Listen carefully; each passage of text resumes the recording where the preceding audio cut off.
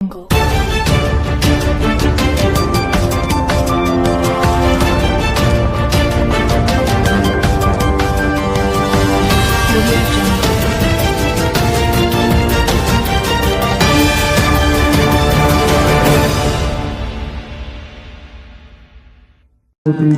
दीप्योति जनार्दनम दीप्योति हरतु मे पापम दीप्योति नमो नमः श्रीं ज्ञानं भूज्ञादिसेवितं अवित्तजम्बोहलचारुभक्षणं मासुदं जोगिना आगम नवरे विघ्नेश्वर पादपङ्कवर्तुं महाराजुर्गोदीतं प्रभं निर्विघ्नं गुरुवे देव सर्वकार्येषु सर्वदा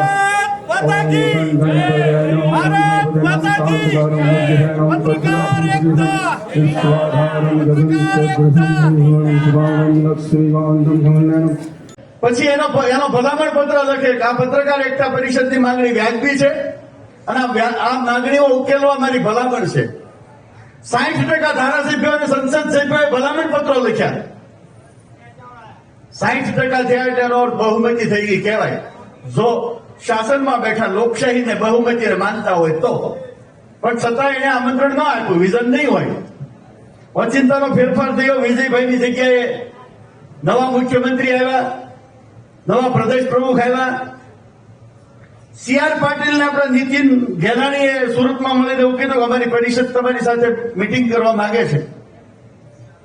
એમણે અમને પહેલી વખત મંગળવારનો ટાઈમ આપ્યો કમલમમાં મળવાનો 3 વાગ્યાનો. આજુબાજુના જિલ્લામાંથી 22 હોદ્દેદારોને લઈને અમે કમલમમાં ગયા. આ પ્રશ્નો લેખિતમાં એને આપ્યા પછી એમણે વાંચી અને એક પ્રશ્નની અમારી સાથે ચર્ચા કરી. અમારી કન્ડિશન હતી આમાંથી મેક્સિમમ પ્રશ્નો ઉકેલો તો અમે સરકારનું બહુમાન 5000 પત્રકારોનું સંમેલન કરીને કરશું. કામ કરે એનું સન્માન થવું જોઈએ. અમે નગુણા નથી.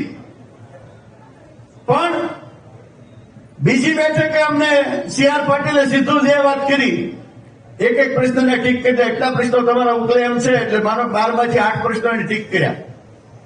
પછી એ વાત કરી તમારે અધિવેશન કરવું હોય તો બસની વ્યવસ્થા અમે કરશું ને ભોજન વ્યવસ્થા અમે કરશું, સરકાર કરશે.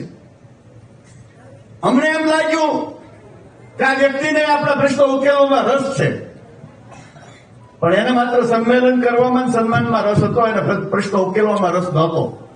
6 મીટિંગો પછી પરિણામ શૂન્ય. ત્યાર પછી ભૂપેન્દ્રભાઈ પટેલને આ પ્રશ્નો લઈને મળ્યા. લગભગ 12 જણ મારી સાથે હતા. ભૂપેન્દ્રભાઈને આપણે કીધું છે ટેબલ ટોક કરવા માટે અમે તૈયાર છીએ.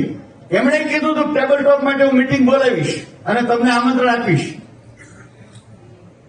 પણ એ અરસા દરમિયાન નથી કર્યું એવું નથી કરતો. માત્ર પત્રકારને 50,000 વીમો મળતો હતો અગાઉ. આપણી માંગણી મૂક્યા પછી અને 4-5 મીટિંગો પછી આ 50,000 નો વીમો 2 લાખનો થયો. સરકાર એમ ધારાસભ્ય 4 ગણો કરી દીધો. પણ ગુજરાત સિવાયના બીજા ભિખારી રાજ્યમાં 10 લાખ મળે છે, તો ગુજરાતમાં હું કેમ 10 લાખ ન મળે? પત્રકારની વેલ્યુ 2 લાખની. એટલે પછી 2 લાખનો વીમો કર્યા પછી એની 10 લાખનો એક બીજો વીમો આપ્યો, અકસ્માત વીમો, જેનો અમે અભ્યાસ કર્યો છે. માત્ર અકસ્માતમાં મૃત્યુ થાય તો પત્રકારને 10 લાખની સહાય મળે, બાકીની કોઈ સ્કીમ એમાં નહોતી. અને આ લાભ સરકારી યોજનાનો કોને મળે તો કે માત્ર 10% પત્રકારોને, જેની પાસે એક્રેડિટેશન કાર્ડ છે એને. એક્રેડિટેશન કાર્ડ વિનાના પત્રકારો 90% છે, કારણ કે ઇલેક્ટ્રોનિક્સ મીડિયા માર્કેટમાં આવ્યું અને 30 વર્ષ કરતા વધુ સમય થયો છે. ભૂલ આપણી નથી, સોશિયલ મીડિયાની નથી, યુટ્યુબરોની નથી. ભૂલ સરકારની છે. 30 વર્ષમાં ઇલેક્ટ્રોનિક્સ મીડિયા માટે પોલિસી નથી બનાવી. 30 વર્ષથી અનલીગલ ચાલે છે. સરકારની જવાબદારી હતી. એમ છાપામાં આપણે એપ્લાય થઈ અને આપણને ટાઇટલ આપે RNI માંથી. 3-4 વર્ષ પહેલા એક બિલ્ડિંગ બનાવ્યું RNI ની પાછળ, એનું નામ આપ્યું UNI. અને UNI માં ઇલેક્ટ્રોનિક્સ મીડિયાનો વિભાગ ચાલુ કરવા માટે સ્ટાફે મૂક્યો. આજની તારીખે પોલિસીના અભાવે ઇલેક્ટ્રોનિક્સ મીડિયાને હજી કાયદેસરના પત્રકારો ગણવામાં આવતા નથી. સરકાર સોશિયલ મીડિયા, ઇલેક્ટ્રોનિક્સ મીડિયા, ચેનલો એનું ભૂખ્યું છે, પ્રચાર પ્રસારની ભૂખ છે સરકારને, એની પાછળ કરોડો રૂપિયા ખર્ચે છે, પણ આને કાયદેસરતા નથી આપતી. શું કામ? એની આંગળી પણ રચાવવા માંગે છે, ગુલામ બનાવવા માંગે છે. ખોટો પત્રકાર છો, તું ગેરકાયદેસર છો, એમ કરીને પત્રકારોને દબાવવા માટેનો પ્રયાસ છે. આપણે આગેવાનો કહેતા હતા ને, તમારી પર ગેરકાયદેસર કઈ ફરિયાદ થાય તો અમને કહેજો, અડધી રાતે તમારી સાથે ઉભા છીએ. અમે ગયા હતા સુરતમાં, જયારે 38 એફઆઈઆર થઈ ત્યારે સુરતની બધી એફઆઈઆર ગેરકાયદેસર છે. કોઈ રાજકીય આગેવાનોએ 5-5 માળના બિલ્ડિંગ ખડકી દીધા છે, કરોડો રૂપિયાથી કમાણા છે. એ બિલ્ડિંગ સરકારી જમીનમાં ઉભા છે. એની કદાચ કોઈ પત્રકારે મેટર બનાવી હોય કે એની માટે કોઈ આરટીઆઈ કરી હોય તો ગુનો નથી કર્યો. આરટીઆઈ નો કાયદો કેન્દ્ર સરકારે આપેલો છે અને મારો અધિકાર છે. આરટીઆઈ કરનારાની ઉપર ગૃહમંત્રીએ એસપી ને આદેશ આપ્યો અને એસપીએ બધાની ઉપર ખોટી ફરિયાદો દાખલ કરવાની ચાલુ કરી.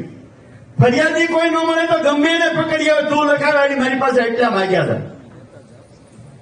11 એફઆઈઆરમાં મેં અભ્યાસ કર્યો છે, એક સમાન, એક શબ્દનો ફેર નહીં, એક સમાન. માત્ર શબ્દો કેવા? હું મારા બિલ્ડિંગે બેઠો હતો, પત્રકારે ફોટો પાડ્યો, મેં એને બોલાવીને પૂછ્યું કહું હું કામ ફોટા પાડે, તો છાપામાં આપવા.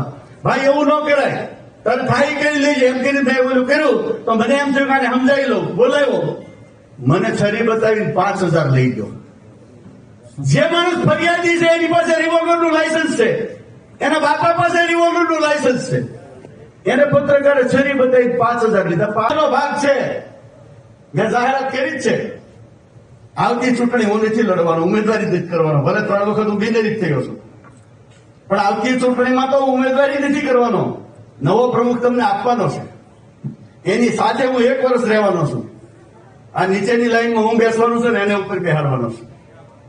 એને ટ્રેન કરવાની મારી જવાબદારી છે, સંગઠન બનાવી ટકાવવાનું છે.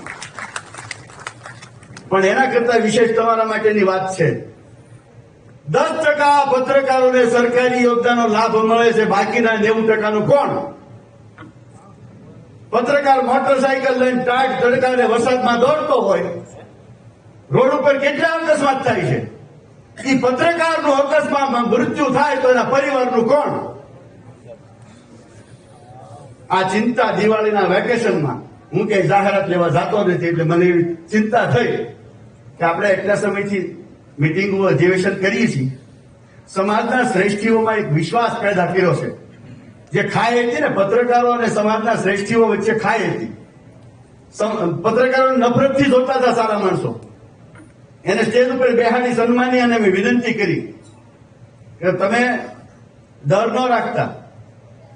અમારી 2 પોલિસી છે, એક માત્ર કાર્ડ લઈને ફરતો હોય ત્યારે પત્રકારત્વ કરતો ન હોય, પ્રેસ નોટ બનાવતો ન હોય અને ગાડી પર પ્રેસ લખીને દોડતો હોય, આવાને પત્રકારની વ્યાખ્યામાં આપણે નથી ગણતા ને એને સભ્ય નથી બનાવતા. બીજી, સરકારી કાર્ડે છે, છાપું છે કે ચેનલે છે, પણ દમદાટીઓ મારીને તોડતાડ કરે છે ને એવાને આપણે સભ્ય નથી બનાવતા. આ 10%ને બાદ કરીને 90% પત્રકારો સાચું પત્રકારત્વ કરે છે ને એનું આ સંગઠન છે. ઇજ્જતદાર પત્રકારોનું સંગઠન છે. અને ભૂલથી આવો કોઈ કાંકરો આવી ગયો હશે તો જયારે એવી ઘટના બનશે ત્યારે તારવી દઈશું, આપણે કાઢી નાખશું. સસ્પેન્ડ કરવાના અધિકાર છે જ આપણને. પીળા પત્રકારોની બીકાઈ ન રાખતા, પણ સાચા પત્રકારોને જયારે અન્યાય થાય ને ત્યારે મનમાં દાજ તો થાય, બળે તો ખરું કે સરકાર આવું શું કામ કરતી છે. કોઈ ઘટના છે તો એમ પત્રકાર સાથે કોઈ ઘટના બની છે, ઉચ્ચ અધિકારીને પેલા આદેશ આપો, પેલા તપાસ કરો સાચું ખોટું શું છે, પછી એફઆઈઆર કરો. આ તો દારૂ વેચનારો હોય ને રેડ થયું હોય, ગામે જનતા રેડ કરી હોય, ત્યાં ખોટા પડવા ગયા હોય ને પત્રકારને મારે, હું કામ પોલીસે કીધું હોય, એની પાસે ખોટા હશે છીનવી લે, પુરાવા લઈ લે, મોબાઈલ તોડી નાખે આડે ફેરી. પોલીસ સ્ટેશને લોહી લુહાણ થયેલો પત્રકાર જાય ત્યારે પોલીસ વાળા કેવી લાગણી બતાવે ખબર છે? ભાઈ તમને વાગ્યું છે, પેલા સારવાર લઈ આવો, ફરિયાદ તો પછી લઈ લઈશું, ચિંતા કરો માં. તમને હોસ્પિટલે મોકલી દો, જયારે ફોન કરે જલ્દી આવી તું ફરિયાદ જ તે પેલા એના પેલા ખોળાનો હોય ને હપ્તા આપનારો, એની ફરિયાદ પહેલા લેવાય છે. આ દુઃખ છે મોટામાં મોટું. એક બુટલેગરની સામે પત્રકારને ગુનેગાર બનાવી દેવાનો, બુટલેગરને બચાવવા માટે. આ વસ્તુને બહુ ગંભીરતાથી લેવાની જરૂર છે.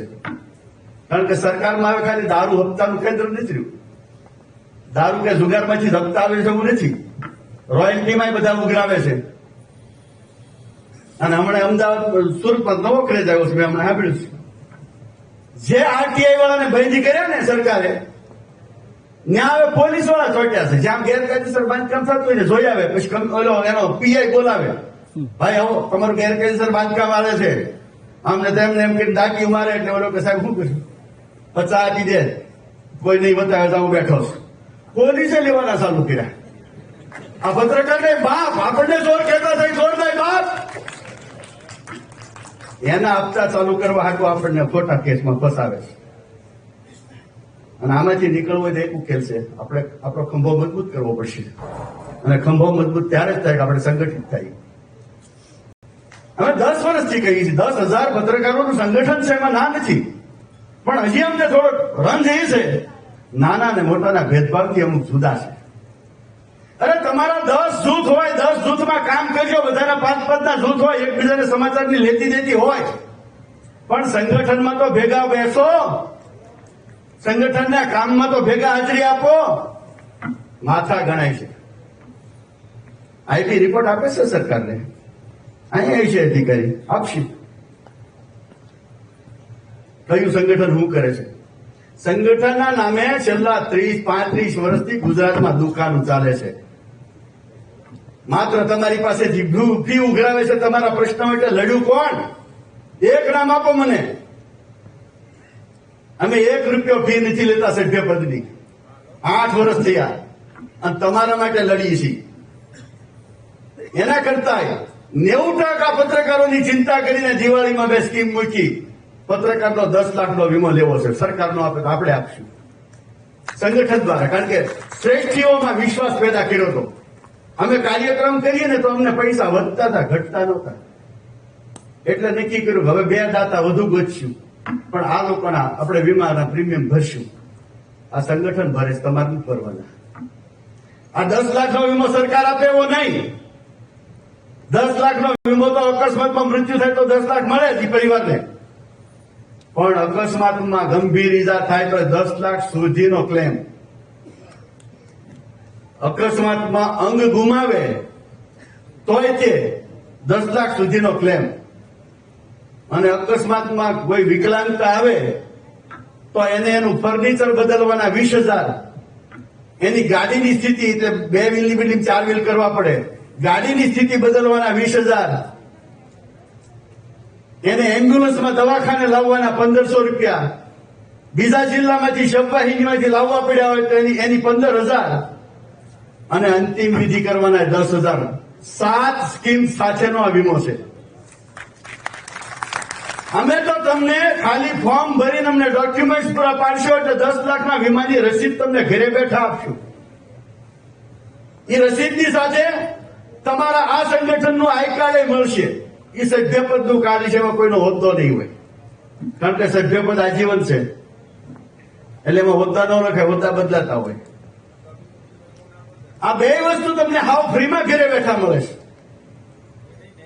હવે તો આળસ તમારી હોય તો રહી જશો.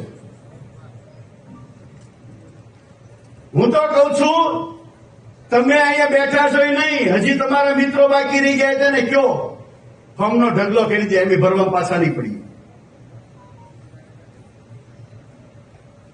વીમાનું ફોર્મ ભરતા પહેલા દાદા ડોક્યુમેન્ટ નથી હોતા.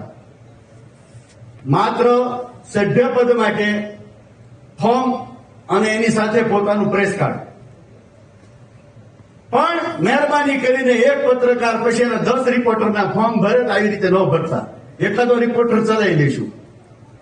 કારણ કે જેને તેને કાઢી એક જિલ્લામાં 10 રિપોર્ટર ન હોય કોઈ પણ છાપાને, એમાં વીકલી વાળા 10 રિપોર્ટરના ફોર્મ ભરે. એટલે આનો દુરુપયોગ ન થાય આ જોજો. અમે અસોટ કરીને કાઢી જ નાખશું આવું છે તો. પણ ફોર્મની સાથે પ્રેસ કાર્ડ અને વીમા માટે 2 ડોક્યુમેન્ટ, પત્રકારનું પોતાનું આધાર કાર્ડ અને પત્રકારના નોમિનીનું આધાર કાર્ડ. નોમિનીની ઉંમર 18 વર્ષ કરતા વધુ હોવી જોઈએ અને પત્રકારની ઉંમર 70 વર્ષ કરતા ઓછી હોવી જોઈએ. 70 વર્ષની મર્યાદા છે વીમામાં, પહેલા 65 હતી, આપણે 5 વધારાવી છે. અને નોમિનીમાં સગીર ન ચાલે એટલે 18 વર્ષ ઉપરના હોવા જોઈએ. આ ડોક્યુમેન્ટ્સ વહેલામાં વહેલા તમારા જિલ્લામાં કોઈ પણ હોદ્દેદારને આપશો. જિલ્લા પ્રમુખ પાસે કલેક્શન થઈ એનું લિસ્ટ બની લિસ્ટ સાથે અમારી પાસે આવશે. અમારી પાસે આવ્યા પછી અઠવાડિયામાં તમારા વોટ્સએપમાં તમારા ઘરે બેઠા એની રસીદ આવી જશે વીમાની, અને તમારું આઈ કાર્ડ અહીંયા વિતરણ થઈ જશે. આ સાહસ સંગઠન આગતા તમારા માટે એમની દાતાઓ પાસે ભીખ માંગવા પોલીસ સાથે લાયસન્સમાં હતું એટલે અમદાવાદની પોલીસે આ કામ નથી કર્યું, એનો આભાર. પણ હરકુલો હવાલદારનું એવી રીતે પત્રકારોને બોલાવવાના ચાલુ કર્યા છે. આમાંથી બહાર નીકળવાની જરૂર છે. પછી કોઈ ભેદભાવમાં માનતા હોય હું નાનો ફલાણો મોટો, અમે એની સાથે ન બેસી. આ ભેદભાવમાં આપણે મરી જઈશું. આપણને અલગ અલગ જૂથમાં વેચવાનું કામ તો આ રાજનીતિ કરે છે, સમાજો નહીં વેચે છે, ધર્મના નામે વેચે છે, જ્ઞાતિ જાતિના નામે વેચે છે. આમાંથી આપણે બહાર નીકળવાની જરૂર છે.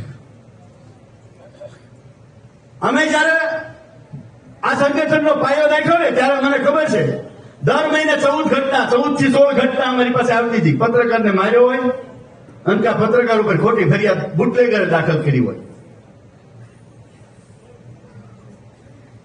પત્રકાર ઉપર બુટલેગર ફરિયાદ કરે, પત્રકારને માર્યા છતાં પત્રકારની ફરિયાદ ન લેવાય ને બુટલેગરની ફરિયાદ લેવાય. આ કેવી કાયદોની વ્યવસ્થા? આ કેવું સુશાસન? મોટો સવાલ છે આ. મારો બોલવાનો મારો છેલ્લો આવ્યો છે એનું કારણ આ છે. નેતાઓની નજર સામે હું આવું ન બોલું ને એટલે મને છેલ્લે રાખવામાં આવે છે. નેતાઓને પહેલા વૈયા જવા દઈ. નેતા મારા બને હોય તો હું આ શબ્દો બોલવાનો જ હતો એટલે બેહાડી રાખવાની જરૂર હતી. મને વારો પહેલા આપવાની જરૂર હતી. આપણે એને મત આપીને મોટા એટલા માટે નથી કર્યા કે જયારે સમસ્યા આવે ત્યારે માથા ઉપર માથું ખંજવા આવે આપણને ખોટા જવાબ આપે. ત્યારે એને કીધું તું સુરતમાં ખોટી ફરિયાદ થાય છે, તમારા ગૃહમંત્રીને સમજાવો. તો કે એની કામગીરી તો બહુ સારી છે. અને ગુનેગારો એને પત્રકારે છરી બતાવી 5,000 લીધા. 5,000 તો રોડે રખડતા માણસ પાસેથી જાહેરાતના પત્રકાર ગમે ત્યારે લઈ આવે. પત્રકાર કે લૂંટારો કે ગુંડો નથી, માથા ભારે નથી. પત્રકારોને કેવી વ્યાખ્યામાં મૂકવાનો પ્રયાસ કર્યો છે સમજવાની જરૂર આખા ગુજરાતને છે. જયારે આદેશ દક્ષિણ ગુજરાતમાં હતો ને ત્યારે અમદાવાદના પત્રકારોના આરટીઆઈના કેસમાં ફરિયાદો દાખલ કરવાનો આદેશ હતો, પણ અમદાવાદનું આપણું સંગઠન મજબૂત હતું, પોલીસ સાથે લાયસન્સમાં હતું એટલે અમદાવાદની પોલીસે આ કામ નથી કર્યું, એનો આભાર. પણ હરકુલો હવાલદારનું એવી રીતે પત્રકારોને બોલાવવાના ચાલુ કર્યા છે. આમાંથી બહાર નીકળવાની જરૂર છે. પછી કોઈ ભેદભાવમાં માનતા હોય હું નાનો ફલાણો મોટો, અમે એની સાથે ન બેસી. આ ભેદભાવમાં આપણે મરી જઈશું. આપણને અલગ અલગ જૂથમાં વેચવાનું કામ તો આ રાજનીતિ કરે છે, સમાજો નહીં વેચે છે, ધર્મના નામે વેચે છે, જ્ઞાતિ જાતિના નામે વેચે છે. આમાંથી આપણે બહાર નીકળવાની જરૂર છે. અમે જયારે આ સંગઠનનો પાયો નાખ્યો ને ત્યારે મને ખબર છે દર મહિને 14 ઘટના 14 થી 16 ઘટના અમારી પાસે આવતી હતી. પત્રકારને માર્યો હોય અને કે પત્રકાર ઉપર ખોટી ફરિયાદ બુટલેગરે દાખલ કરી હોય. પત્રકાર ઉપર બુટલેગર ફરિયાદ કરે, પત્રકારને માર્યા છતાં પત્રકારની ફરિયાદ ન લેવાય ને બુટલેગરની ફરિયાદ લેવાય. આ કેવી કાયદોની વ્યવસ્થા? આ કેવું સુશાસન? મોટો સવાલ છે આ. મારો બોલવાનો મારો છેલ્લો આવ્યો છે એનું કારણ આ છે. નેતાઓની નજર સામે હું આવું ન બોલું ને એટલે મને છેલ્લે રાખવામાં આવે છે. નેતાઓને પહેલા વૈયા જવા દઈ. નેતા મારા બને હોય તો હું આ શબ્દો બોલવાનો જ હતો એટલે બેહાડી રાખવાની જરૂર હતી. મને વારો પહેલા આપવાની જરૂર હતી. આપણે એને મત આપીને મોટા એટલા માટે નથી કર્યા કે જયારે સમસ્યા આવે ત્યારે માથા ઉપર માથું ખંજવાળે અને આપણને ખોટા જવાબ આપે. ત્યારે એને કીધું તું સુરતમાં ખોટી ફરિયાદ થાય છે, તમારા ગૃહમંત્રીને સમજાવો. તો કે એની કામગીરી તો બહુ સારી છે. અને ગુનેગારો વધારવાનું કામ કરે છે. જેના તેને સરઘસ તો કઢાય. કોઈ બળાત્કાર કર્યો હોય, કોઈ ચોરી કરી હોય, લૂંટ કરી હોય, એના તમે સરઘસ કાઢો તો બરોબર છે. સામાન્ય બોલા ચાલીને મારામારી થઈ હોય એટલે સરઘસ કાઢો. મારામારી તો ક્ષણિક વિષય છે, જેમ અકસ્માત થાય એમ. એ માણસનું સરઘસ કાઢી તમે આબરૂ લૂંટી લો છો આખી, પછી સમાજમાં ઇજ્જતથી જીવી નહીં શકે, કઈ સારું કામ નહીં કરી શકે, એને પછી ગુનાખોરી જ કરવી પડશે. ગુનાખોરો વધારવાનું કામ ગુજરાતનો ગૃહમંત્રી પોતે કરે છે. મેં 12 એપિસોડ આપ્યા છે સુરતની ઘટના વખતે. મારું વોટ્સએપ બંધ કરવું પડ્યું હતું એને.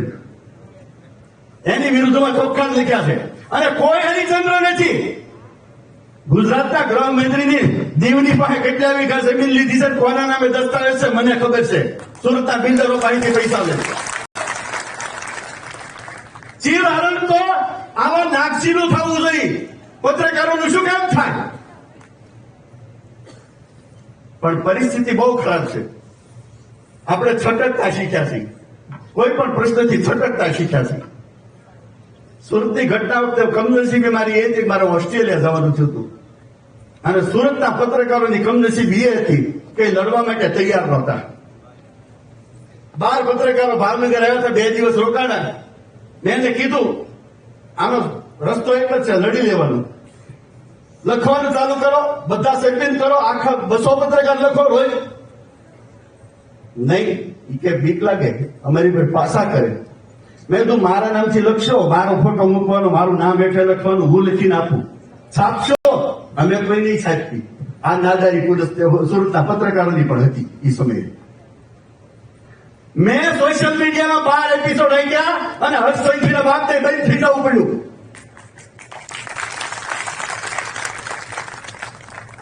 આખરે નેતા છે નહીં, મારા ને તમારા મતથી બેઠેલો માણસ છે. મતદાર તો અભણ છે. આપણે ભણેલા છીએ. આપણી કલમ હાલશે ને, મને ખબર છે. એક વીકલી છાપું મારો દાખલો દો. મારું વીકલી છાપવું હતું, રોજ ધારાસભ્યની વિરુદ્ધમાં એક એપિસોડ દર અઠવાડિયે રાખવાનો. ગમે એની કોઈ નગરપાલિકા કોઈ વનગીરી જવાબદારી ધારાસભ્યની, કારણ કે એને મત લીધા છે ને નગરમાંથી. એને ધ્યાન રાખવું જોઈએ. એક કૌભાંડમાં ધારાસભ્યને સંડોયો. 2 વર્ષ મેં છાપું આપ્યું ને, એક હતું 1500 કોપી તલાટી મંત્રીમાં પંચાયતમાં નાખતો હતો જાહેર સ્થળો ઉપર. ત્રીજા વર્ષે ચૂંટણી આવી ને, ઉમેદવાર જે સામે હતો ને, એ તો હાવ નવો હતો, એને બિચારાનું ભાષણ કરતા નહોતો આવડતું. મને એને કીધું, દાદા મારી સભા લેવા આવશો? 12 સભા કરી, 15,000 મતની લીડ અપાવી એક મારા તાલુકામાંથી, અને 5,000 પાડી દીધો ધારાસભ્ય. એક વીકલી છાપવાની આ તાકાત છે. નેગેટિવિટી એટલી બધી ભરી દો કે લોકોમાં નફરત થઈ જાય. આ તાકાત પત્રકારોમાં છે. પણ પત્રકારો કોણ જાણે કેમ બીવે છે એ ખબર નથી. આપણે હું ખોટું કામ કરીએ છીએ. આપણી પાસે ક્યાં કરોડો રૂપિયાની સંતાડેલી મિલકત છે, ઇન્કમ ટેક્સ વાળા આવશે, ઈડી વાળા આવશે ને એની બીક હોય. કોનાથી ડરીએ છીએ સમજાતું નથી. હું તો ત્યાં સુધી કહું છું, પત્રકારોનું સંગઠન કરતા આ બધી સમસ્યાઓ સામે લડતા 2 વર્ષ અમે સતત અધિવેશન કર્યા છે. અધિવેશનનો મતલબ શું હતો? તાલુકાની સમિતિ તાલુકામાં બનાવી, જિલ્લાની સમિતિ જિલ્લામાં બનાવી હોય, આ બધાને એક હોલમાં ભેગા નહોતા કર્યા, એટલે અધિવેશન ચાલુ કર્યા. એક હોલમાં 200-250 પત્રકાર એક જિલ્લાના હોય. રાજકીય આગેવાનોને આમંત્રણ હોય, સ્ટેજ ઉપર બેસાડ્યા હોય. અધિકારીઓને આમંત્રણ હોય, સ્ટેજ ઉપર બેસાડ્યા હોય. સમાજના શ્રેષ્ઠીઓને સ્ટેજ ઉપર બેસાડ્યા આમંત્રણ આપીને એનું સન્માન આપણે કરવાનું હોય. પણ એને દર્શન કરાવવાના હતા. તમારી ફરતે આટા મારી 5 જ પત્રકારો નથી, આ તમારા જિલ્લામાં 250 છે. આ બધા એક થી ચોટશે ને તો કપડા ઉતરી જશે. શક્તિ પ્રદર્શનના અધિવેશન હતા, એનાથી આપણે ઘણા સફળ થયા. પણ છતાં એક ચિંતા મનમાં હતી. સરકારે કદાચ નિર્ણય લીધા, 8 જાહેરાત હતી, એની 18 કરી દીધી. આપણી માંગણી 16 ની હતી. નવી માંગણી આપણી 20 ની છે, 18 એની કરી દીધી છે. આવક આપણી સુધરી છે. પણ 20% ભાવ વધારો માંગ્યો તો 10% જ આપ્યો છે. 10 લાખનો વીમો માંગ્યો તો 2 લાખ જ કર્યો છે. આપણને સરકારી કચેરીમાં જે નવા બિલ્ડિંગ બન્યા છે, જૂના બિલ્ડિંગ ખાલી પડ્યા, ફર્નિચર હવા ખાય છે, ભંગારમાં જવાના છે, તો આપણને એક ઓફિસ ફાળવવામાં વાંધો શું છે? આવા ઘણા પ્રશ્નો છે. રેલવેનું કન્સેશન વર્ષોથી આપણે આઝાદીથી મળતું હતું, કોરોનાના નામે બંધ કર્યું, આજ સુધી ચાલુ નથી થયું. આવી માગણીઓ મારી તમારી બધાની સામૂહિક છે, એના ઉકેલે આવ્યા છે. જેમ લાલ બોર્ડનું બસ હતી ને, ઊંચો હાથ કરો ને પત્રકારને ચડવા નથી દેતા. કેમ? આમાં નહીં, આમાં ફ્રીમાં ન હાલે. આજે આપણી લડત હસમુખભાઈ ને અભિનંદન એટલા માટે છે, આખી ટીમ અમદાવાદ ને, એ લડત અમદાવાદની ટીમ લડી છે. મારા લેટર પર ઉપર કમિશનર સાથે પત્ર વ્યવહાર કરી, મંત્રીને મળી અને વોલ્વો બસ સહિત સ્લીપિંગમાં બધે મુસાફરી કરી શકો. ₹5 જે રિઝર્વેશન માટેનો ચાર્જ હતો એ કઢાઈ નાખ્યો અને ઓનલાઈન રિઝર્વેશનમાં આપણો પત્રકારોનો સમાવેશ કરાયો. આ ટીમે આપણને આ યોગદાન આપ્યું છે. બીજી વાત, ગયા વર્ષે અહીંયા અધિવેશન હતું, આ જ હોલમાં આવી જ રીતે હોલ ફેર્યો હતો. દરેક જિલ્લામાં અમારે અધિવેશન હોય ને તો એક દિવસ વહેલું જવું પડે. કેમ? તો કાર્યક્રમ બનાવવા માટે. રાત્રે બેસી કાર્યક્રમ બનાવી. મારી પાસે એવા જિલ્લા પણ છે, એમાં કદાચ આ 5મો કે 6ઠો જિલ્લો છે, ત્યારે અમારે વહેલું નથી આવવું પડ્યું. કાર્યક્રમના ટાઈમે જઈ ત્યાં બધું જ તૈયાર હોય. એ બધું જ તૈયાર હોય ત્યારે આપણે એટલું સ્વીકારવું જોઈએ, પત્રકાર સંગઠનમાં જોડાયેલા આપણે વ્યક્તિ છીએ. જે કાર્યક્રમ બન્યો છે ને એને શિરોમાન્ય રાખવાનો હોય. પછી ફલાણો ભાઈ રહી ગયો, ઢીકડો ભાઈ રહી ગયો, મને મંચ ઉપર સ્થાન ન મળ્યું, મારું સન્માન ન કર્યું, આપણે સન્માન માટે અને મંચ માટે આવતા જ નથી. મને તમતાર નીચે બેહાડજો, હું રોજ બેસીશ. મને ઉપર બેસવાનો શોખ નથી.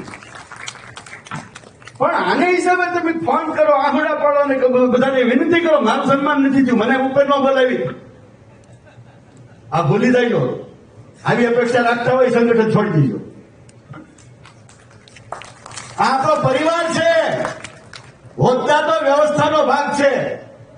મેં જાહેરાત કરી જ છે, આવતી ચૂંટણી હું નથી લડવાનો, ઉમેદવારી નથી કરવાનો. ભલે 3 વખત હું બિનહરીફ થયો છું, પણ આવતી ચૂંટણીમાં તો ઉમેદવારી નથી કરવાનો.